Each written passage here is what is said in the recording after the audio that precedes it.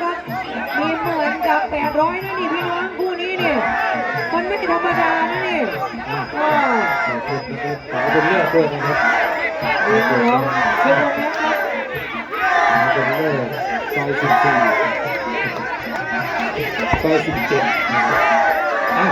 ดูครับโอ้โหเป็นยังไงนี่เพื่อนแล้วตีได้ไหมยัดขวาเข้าไปโอ้โหมาอีกน้องแดงซุปเปอร์แม็กน้ำเงินรุ่นเล็กๆเบิร์กับ800ไม่ธรรมดาเลยทุกการศึกษานี่ลงถึงทุกเลยที่วานิชแดงล้วนยังจะเป็นข้าวสายฟ้ามันกับ800เชื่อเอาสายฟ้าจิ๋วทีมงานเอาสายฟ้าสอนนักรู้แต่ไม่ได้เราดูเลยที่เรียนลงยังที่จะไม่ได้มาเลยจู่ที่จะไม่ตกมาเลยเท่รู้เลยที่รู้เร็วเรารู้สึกโอ้จิ๋วจ้ะรู้ไป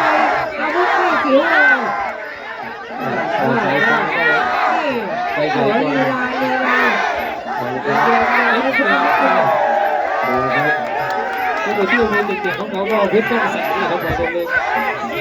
เพชรต้องใส่กินก็เลยเที่ยวเพชรตัวทองขึ้นมาเป็นขึ้นมา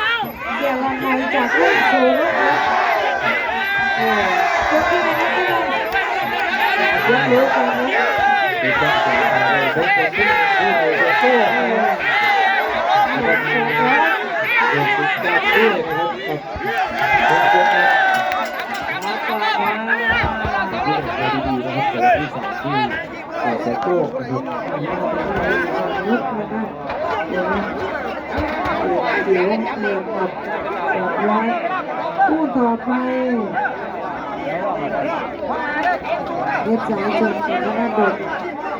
ตัวนี้ยังคงทีมผู้ใหญ่เตี้ยแต่ทีมหน้าเสร็จต่อครับกับทีม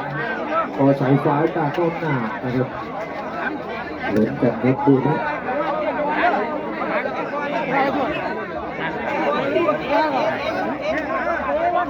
ผู้ต่อไปก็เป็นผู้ใหญ่เตี้ยเว็บไซต์ชมแต่ไม่เด็ก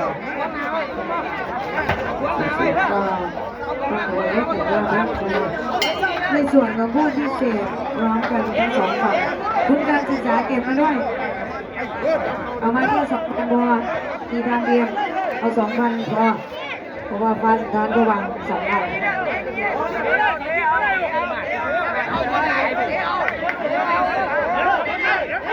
อ้าวรุ่นจิ๋วพี่น้องจิ๋วแต่แจ๋วยก2ยก3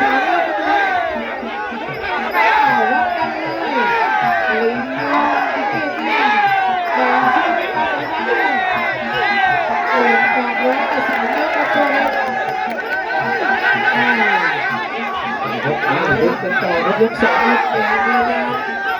ผู้ใหญ่เตี้ยเตี้ยสั่งลุยนะครับยกนี้ขาไม่ได้เลยดึงลงยกสองลุยเอาใจฟ้าครับใจเจ๋อนี้ดึงลงเลยก่อนเจอลุยโดนตีลุงจิ๋วผู้ใหญ่เตี้ยสั่งต่อจิ๋วแต่เจ๋ววางให้สั่งลุยผู้ใหญ่เตี้ยสั่งเจอยก2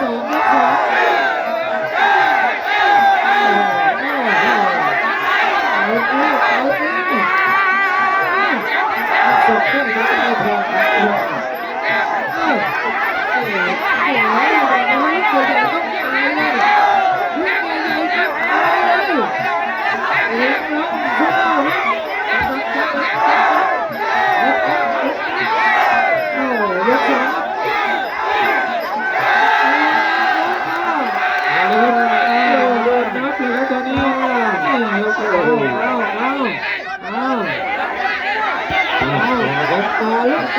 ลุยได้หมดเลย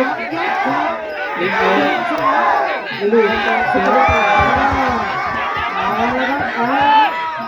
กมันจะลุยได้หมดนะครับผู้ใหญ่ที่ที่สุดครับ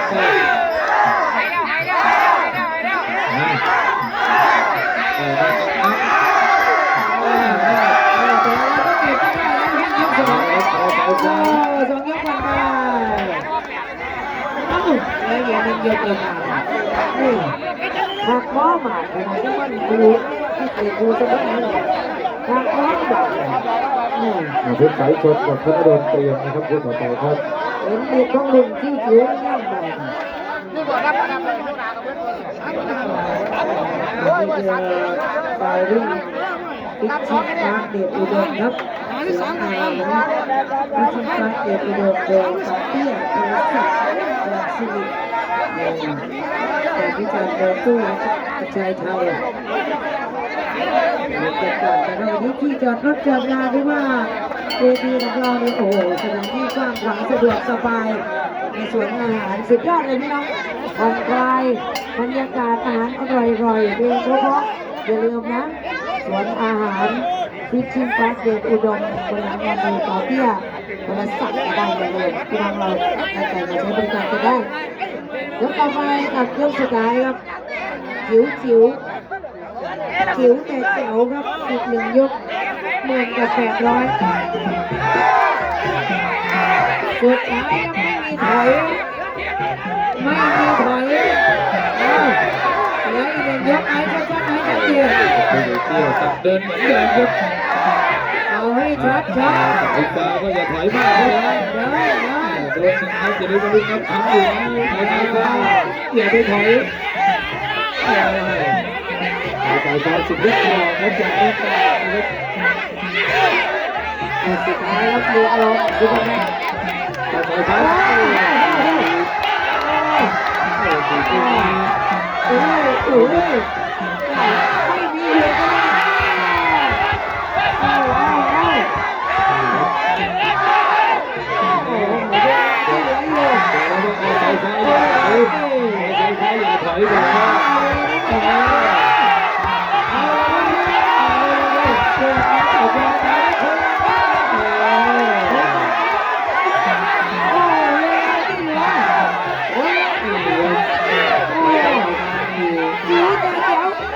เก็บไปได้ครับคุณนี้อยู่ที่แล้ต่อโอ้จะมีนัดอีกไหมจะมีนัดที่3จะทุกเราโอ้โหเดี๋ยวสุดท้าย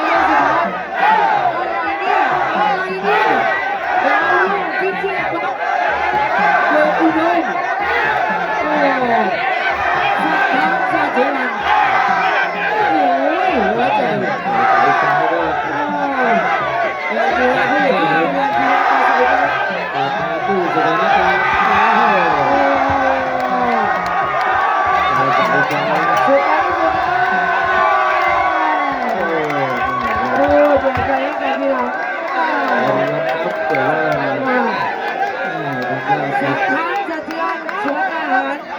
ฟิชชิ่งปาเดชอุดมเลยครับคู่นี้โอ้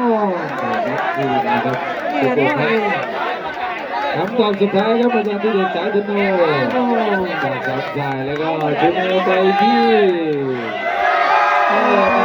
ลูกแม่กอสายฟ้า อะไรกันก็เป็นไปได้จริงๆเนี่ยให้กำลังใจกับคุณแม่โอ้วิ่งลงด้วยสุดยอดคู่นี้ พี่น้องนักลงทุนทั้งหลายกระเป๋าฉีกไปตามๆกัน ผ่านน้ำหนักครับ ติดเข้าไปใหม่ครับโอ้โหต่อยนำไปก่อนครับฟ้าดูขาแล้วเตะได้หรือเปล่าครับโรเบิร์ตครับโรเบิร์ตเจ็ดนรสิงห์โรเบิร์ตต่อมาโรครับเสิร์ฟให้เขาดู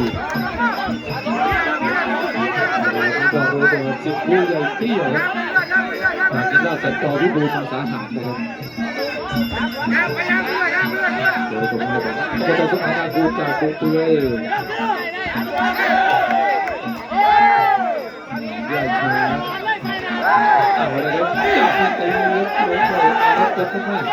ดูเลยครับ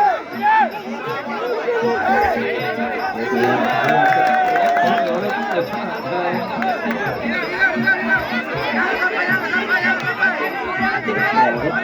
ตัวจับ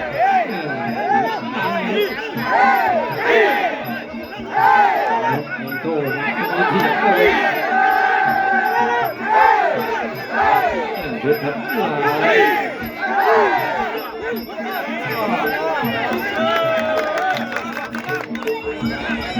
เสียแล้วครับพี่น้องนักลงทุนทั้งหลายครับคู่นี้เล่นนะครับ สองยกผ่านไปครับ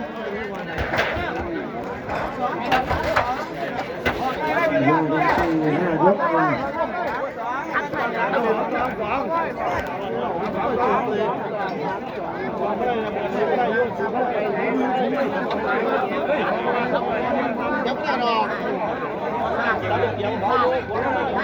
ผมจะดูนี้ว่าคือที่ต้องตะวันกับพรเย็บตัวเท่าไหร่คุณหมอต้องตะวันกับพรเย็บ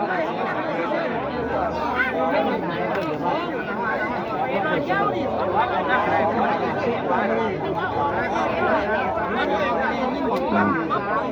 ไฟอบตสมหมายนะครับทีมงานฝั่งนั้นผู้ใหญ่เสนาครับฝั่งนี้ก็ผู้ใหญ่ที่อายุ12 ก้อนนะครับพร้อมดีงาม เอา53ไปเสียไป53 ทางหน้าผู้ใจวานิชนารุ่น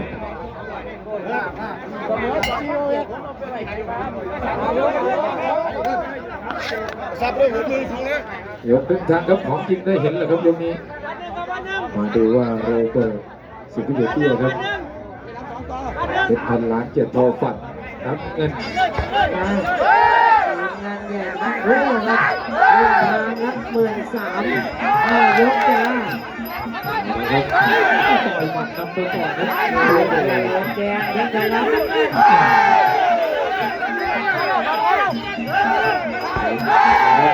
ซ้ายโดนแขนเข้าไปจังหวะเข้าไปตัดให้โดนจับโดนจับได้แล้วก็เต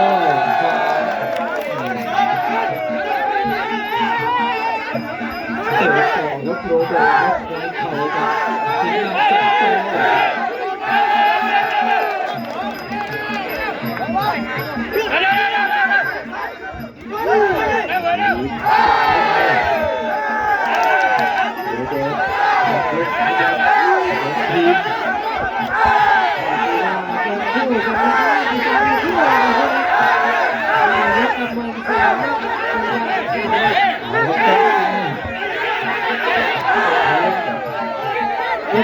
โรเบิร์ตเข้าไปขวาตีได้ไหมยังไม่ถนัดจุดขวาก็เสื้อแดงนี่แหละครับจุดขวา 3 ยกขึ้นมาโรเบิร์ตเย็บพันล้าน13,000 ก็ไปต่อครับโรเบิร์ต ความหนักความแรงมาแล้ว เย็นดิ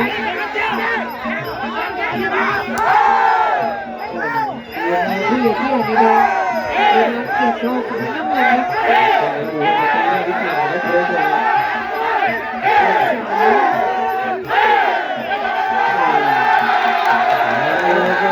วิ่งไปแล้วมาลุกไป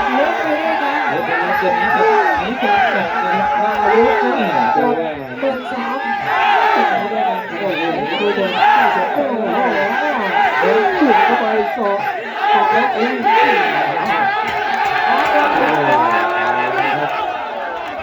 ชี้แดงเลยจะชี้ทุกคนเลยแบบนี้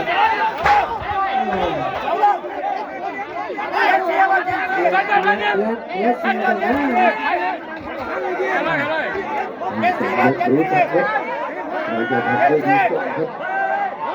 ผู้ต่อไปก็ต้องตะวันกับพรเพชรนะครับแล้วก็ขอถ่ายกับชุดสายสีทองครับตะวันเดือดกับพับแพง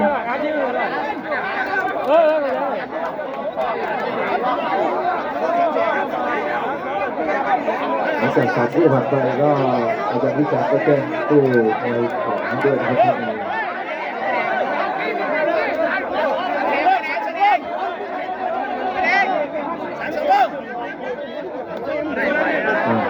ตู้ของต้องตะวันกับพรเพชรต้องมาจากงานกันเยอะอยู่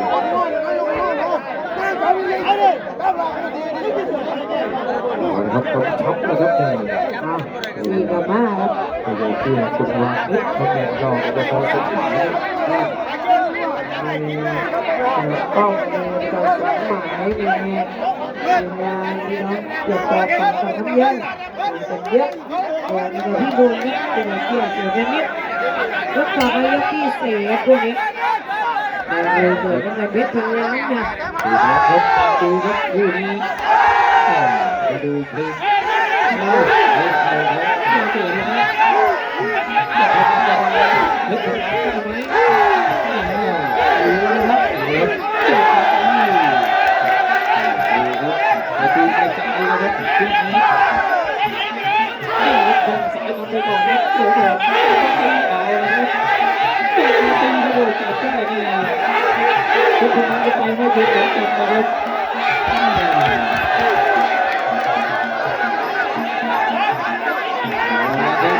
โ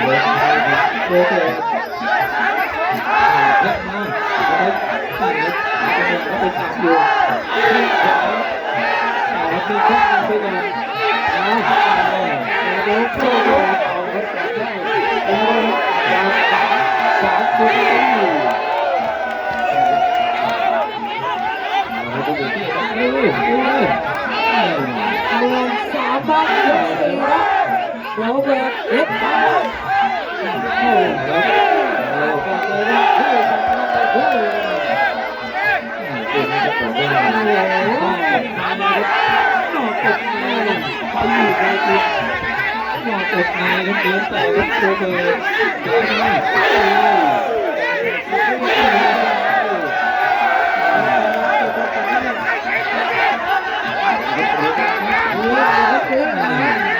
ยกสี่เอาเยอะๆเยอะก็ได้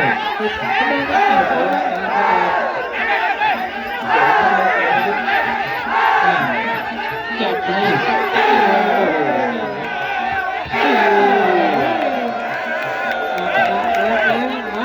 มีอะไรยังเหลือมีอะไรยังเหลือชัดๆเลยชัดเจนของโรเบิร์ตสี่ยกผ่านไปเราอุ่นถึงแล้วครับสวนอาถรรพ์เดชอุดมคิดจริงฟังเราขุดอีกแล้วครับนี่โอ้ตายเกี่ยวเดี๋ยวก็จะเอามาหาที่บริษัทยังเสียครับการวิจารณ์ไว้ก็ทำงานชายไทยสุดยอดเลยคนะรับพี่น้องครับคู่นี้ตาดีได้ตาร้ายเสียได้อีกยกครับพี่น้องใครจะทำได้ดีกว่าครับ ว่าดีแล้วแต่ใครที่จะดีกว่ากัน แต่นั้นมาดูสามคู่เอกเลยนะครับเป็นกำลังทำเพชรขอไทยสาสีทองกระเตียบแท้ โอ้บ้างตะวันกับพรเพชรอีก40,000ลงตัวกันแล้วสุดหล่อมา1,300หลังคู่สำคัญสามคู่สำคัญก็คือต้องตะวันพรเพชรขอไข่ฟ้าสีทองตะวันเดือดคำแพง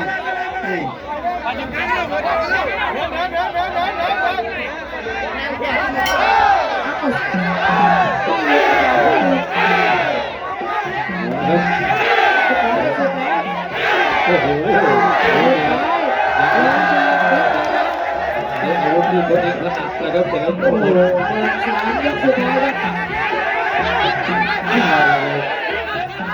ที่ตาโตครับทีโอ้โหเลยจับได้นี่ต่อไปแล้วที่ตัวนี้คู่ที่เข่าเลยครับผม ตัวแทน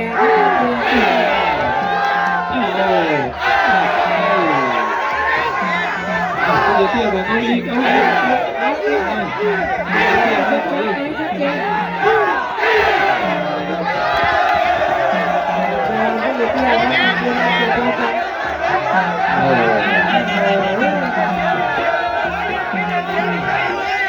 ให้เบียร์ไปจะก็เบียร์ไปจะได้ไม่ขโมย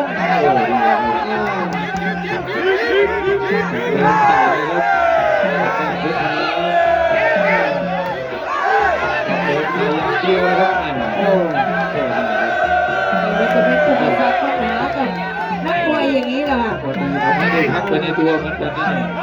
ให้กรรมการกดทัวร์ให้เจ๊โกงเลยเจ๊บอกว่าต้องรักคนนะครับ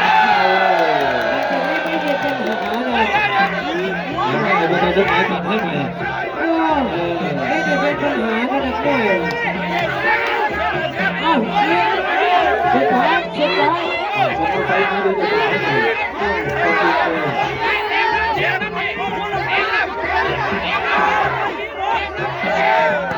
เดี๋ยวจะตายให้เราเป็นโอ้โหสวนเป็นเด็กเสือไงเด็กพลังเยอะเด็กทีดึงท้องอยู่นะยังไม่รู้ขอโทษกันดาวรุ่งแห่งอนาคตทั้งคู่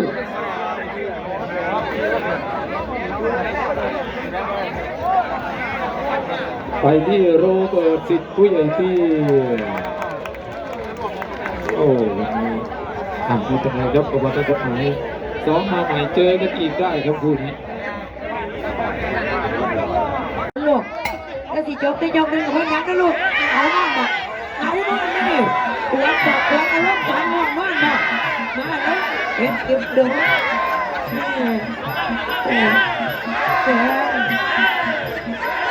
พิเศษจิ๋วอุปกรณ์มาเก็บเดือดทุกคนสโลว์ใช่ไหมบอลลูนสโลว์ใช่ไหมบอกบอกว่าอยู่ไหนตื่นแล้วเห็นลมถึงได้ที่ตื่นแล้วบอกว่าอุปกรณ์มาอันนั้นเก็บเดือดเนี่ยสุดยอดเลยอันนี้ท้องแล้วนี่ไก่มาตีแบบพี่น้องไก่มาตีแบบกินตะแคร์เลยทั้งสองไม่ยอมตามสิลูกไม่ยอมตามสิ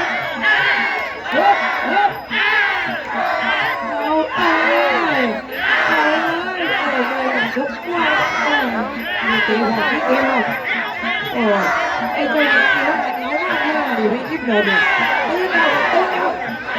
ตีหนาพวกตีหนาไปนี่โอ้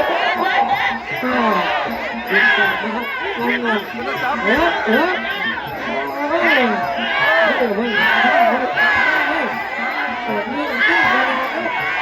โอ้เจ้าซุปเปอร์มาร์เก็ตเลยสุดไม่อยากเลยใส่มาแล้วผัวผ่าได้ไหมใส่มาผ่าได้ไหมเฮ้ยพ่อเฮ้ยเอ็มโดชุดได้เลยอยู่ที่แถวเดียวที่แถวเดียวจะได้เลยตัวพ่อมาใส่เลยโอ้ยมัดก็ดิมัดก็ดิ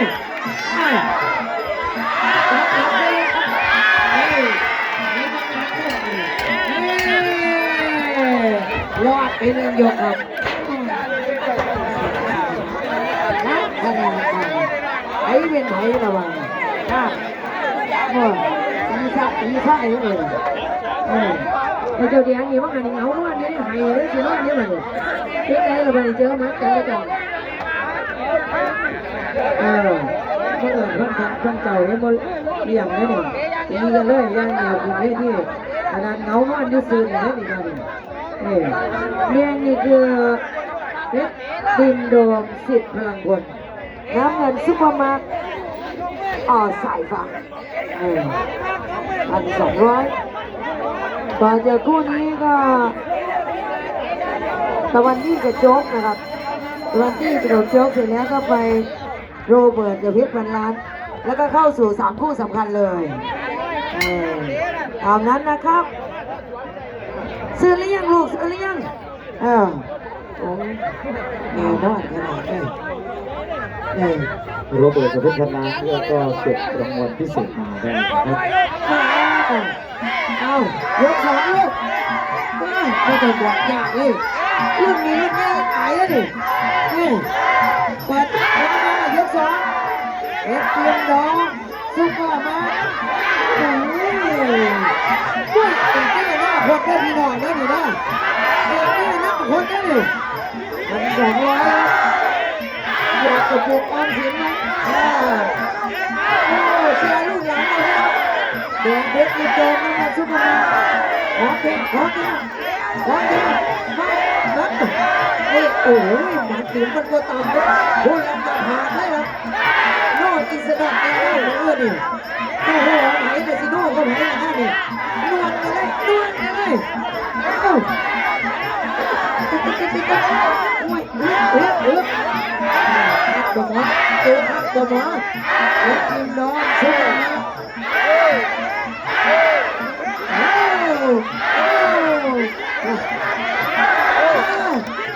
โอ้เดี๋ยวนะลูกนี้ทีละแทงเลยเอ๊ะเซ็ตทีโม่กันตัวทีโม่กันโอ้ยหัวใจยิ่งใหญ่เลยหัวใจหน้าคนนี้นะดีโอ้โหมีด้วยเลยเล็กนิดเดียวซุปเปอร์นะ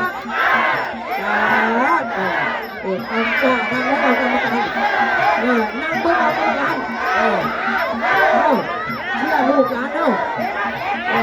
ยบอลไทยนี่แกเด็กนี่น้ำมูกเวียนสีแล้วนี่น้ำมูกเวียนสีแล้วเราต้องสร้างโค้ชลูกอีมาเลยอีซ้ายไปเลย2 ยกไปเนี่ยหนาโค้ชอีกอ่ะน้ำมูกเวียนสีมาเนี่ยหนาโค้ชเลยลบกันก็ได้โอ้ดีไม่ใจว่าใดที่นักงานเนี่ยต้องตีสร้างเลยมันบอกว่าไผ่เป็นไผ่แล้วตีโดดแน่โอ้สองเก่าว่าถึงใจถึงเอวแล้วได้ส่งเสื่อมกันหน่อยอยู่คู่ต่อไปก็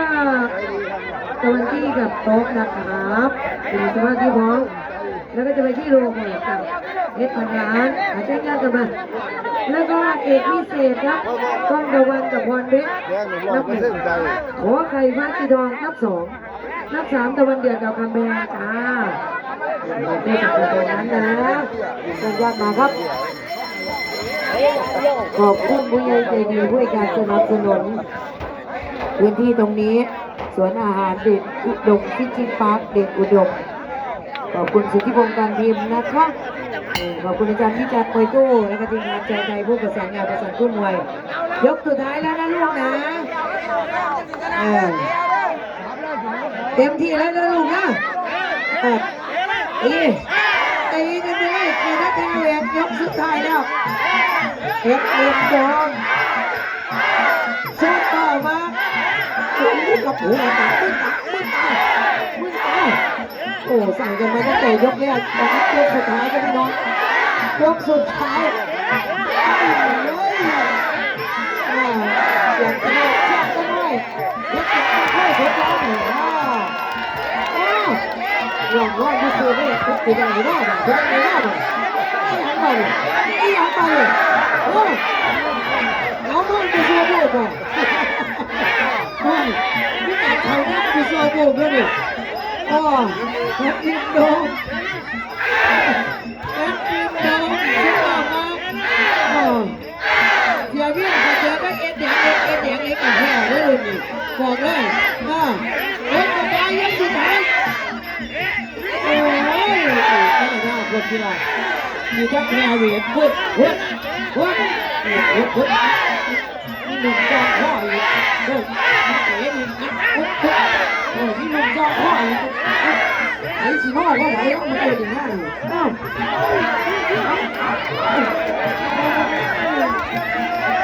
นี่แม่ไม่ใจสบายไอ้นี่มันการตัดแบบนี้ด้วย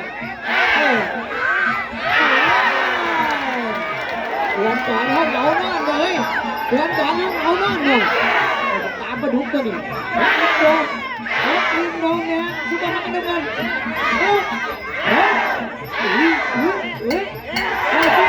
ชุดตายพอจบแล้วลูกจบเลยลูกเอากอดกันหอมแก้มกันขอโทษกันจบแล้วลูกรอผลมากอดกันลูกกอดกันฮักแฟนกันเด้อกวาดอารมณ์คุ้มหวังพ่อหนูเลยโอ้ยน่ารักมากพี่น้องพบมือให้ลูกหลานแล้วเนี่ยพี่น้องเก่งเลย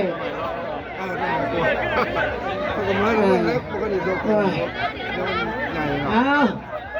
ว่าจ้างกระดาษเหนียวนอนตีนกันหน้าตีไส้เลย ตรงเข้าไปฟิวครับ ผู้มวยเราเช็คตามที่ความพร้อมของผู้มวยที่มาเร็วมาช้านะครับ เราบอกแล้วว่าไม่ได้ตามบรรยากาศนะ นี่คือตรงเลยเขาจัดใหม่หรือถ้าว่าเขาจัดใหม่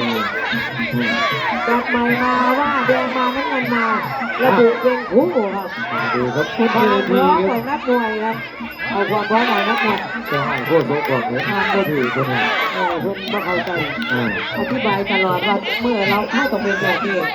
อาจารย์เอาแต่มันอ่านก็ถือได้พูดนะพูดนะขนาด อาจารย์มีตามบรรยากาศผู้ได้ทรงกับหาทุก ก็ไม่ว่าท่านนะครับท่านอาจจะเข้าใจว่า 3 ยกตอนนี้ที่หนึ่งครับหยุดช่วงดาวรุ่งต้นกล้ามวยโดยซอฟต์พาวเวอร์รุ่งเกียรติอะไร3 ยกเลือกกัน2 มันนะแต่ละพัน ตัวน้อยๆครับต้นกล้าพันปีมาดีในอนาคต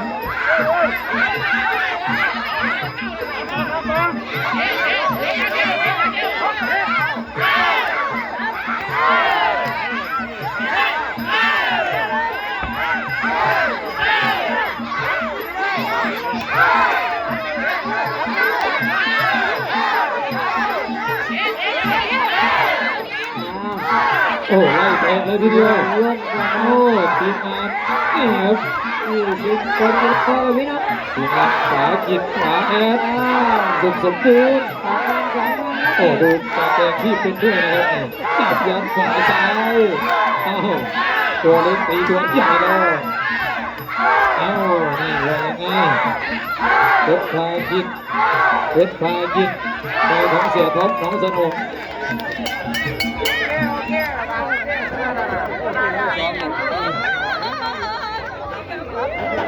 ลองเดือดอุดมให้ใครให้ใหญ่เลยให้ผู้ใหญ่แบบหน่อยคุณเด้อทั้งฟ้าเตี้ยคุณเด้อคุณฟ้าเตี้ยเสือได้แง่นั่นก็ไปรับก็เสือไล่ๆเนี่ยเด้อดิมร้อนน่ะรับก็ฟ้าเตี้ยคุณเด้อแล้วก็จะไปรับผิดคนนะดิมร้อนดิมห้องถาม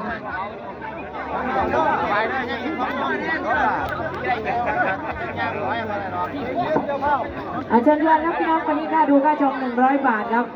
ทำเวลาได้ดีมากเลยค่ายครับค่ายมวยของเรา เพราะว่าคู่แรกได้ชก2 ทุ่มครึ่งนี่ทุกวันนี้บอกเลยว่ายากมากๆนะคู่แรกได้ชก2 ทุ่มครึ่งนี่ขอบคุณอาจารย์วิจารณ์มวยตู้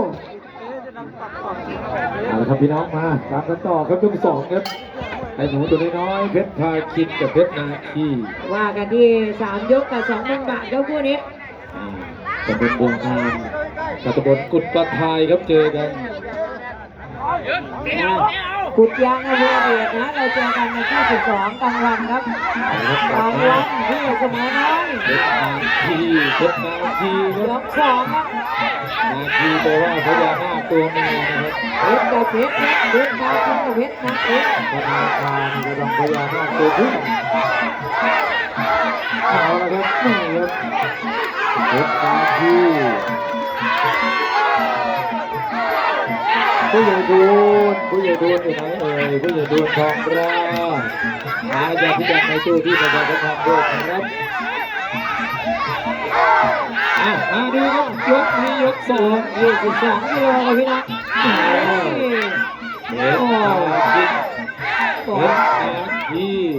เพชรเจอเพชรครับเพชรเจอเพชร คล้ายๆกับเพชร เอาเพชรเกียร์ครับคุณ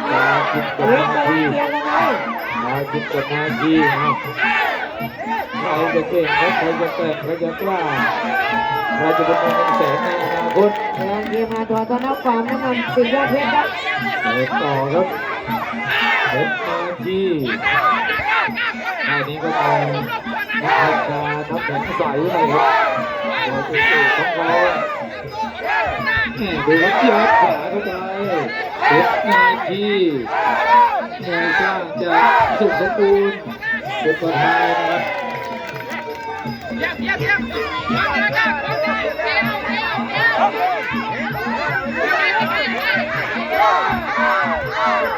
เอาละครับแข้งขวาโอ้โหแข้งนี้น่าเกลียดน่าชังครับจับขาโอ้โหลูกนี้ เพ เนี่ ชรพี่น้ ย อง22 กิโล โอ้โหโต้ด้วยขวาคืนนุชเพชรพาคินตัวใหญ่น้องสนม ของสมเอกศักดิ์เฉลิมเลยแล้วต่อยขวาแข้งขวา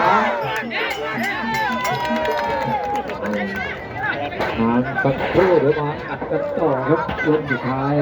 ก่อนครับ อาจารย์หนุ่ยเมืองอำนาจและมาไกลนะครับวันนี้ คู่มวยครับวันนี้มวยเรามาเร็วครับ2:30ครับตอนนี้คู่ที่4ครับทำเวลาได้ดีมากค่าตัวรับน้ำฝาเตี้ยครับมาจากนักประจันพีชาครับเด็กเข้าใจครับทุนการศึกษากับคุณหมอสมควรครับนี่ธรรมรงค์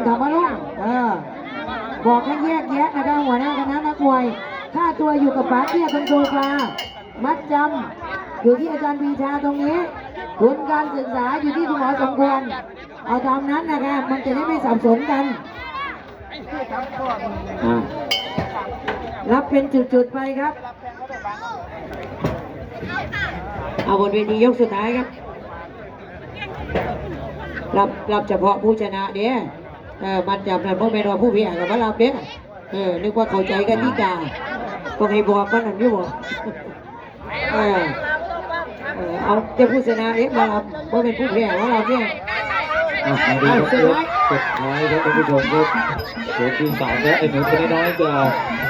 ติดต่อท้ายครับถึงสมบูรณ์ครับกับนักชกจากหนองสนมดูเลยยกสุดท้ายดูครับตัวใหญ่กว่าสูงกว่าเล็กน้อยนะครับเพชรบาคินเพชรทำไมเราผู้ใหญ่เกี้ยรู้สึกกันบ้างครับวันนี้ก็มีโรเบิร์ตนะครับเจอกับเพชรพันล้า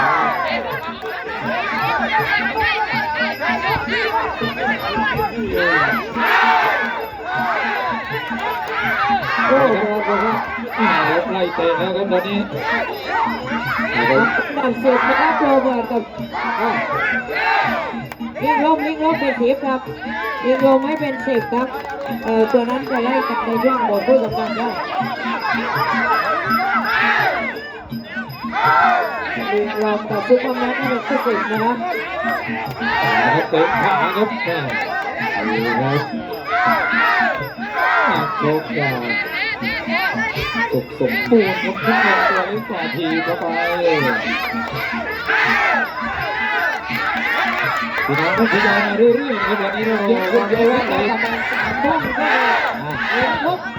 แน่นอนทุกท่ายก็เริ่มพยายามมาเรื่อยๆครับผมเลยว่าคู่มวยเราไล่เรียงตามที่ใครมาเร็วมาช้านะมาช้าก็ต้องจบเวลาตามที่ท่านมาช้านะครับไป3 ยกครับรอผลอย่างเป็นทางการครับเข้ามุมก่อนเลยเข้ามุมก่อน